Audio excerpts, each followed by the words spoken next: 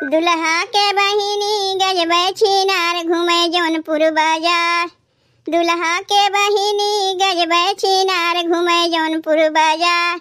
दू दू गो मर्दा से नैना लड़ावे, दू दू गो मर्दा से नैना लड़ावे, नैना लड़ावे हो नैना लड़ावे। एगो बियाहल एगो कुंवार घूमे माऊ बाजार, एगो बियाहल एगो कुंवार घूमे माऊ बाजार। दुल्हा के बहिनी गजबै छिनार घूमे जौनपुर बाजार। दुल्हा के बहिनी गजबै छिनार घूमे जौनपुर बाजार। दुल्हा के बुआ बड़ी उत्पाती, उनका पसंद पड़े मर्दा देहाती। दुल्हा के बुआ बड़ी उत्पाती, उनका पसंद पड़े मर्दा देहाती।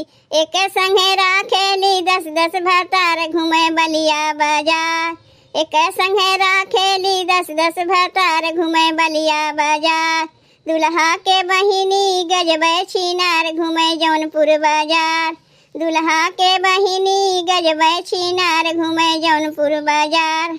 दुल्हा के मामी हई बड़ी नामी, छपरा के लइका लोठो के सलामी।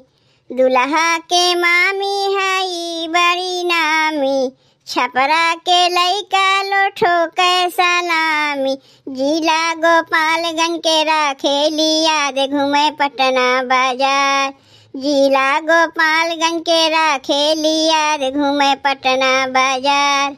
दुल्हा के बहिनी गजबै छिनार घूमे जौनपुर बाजार।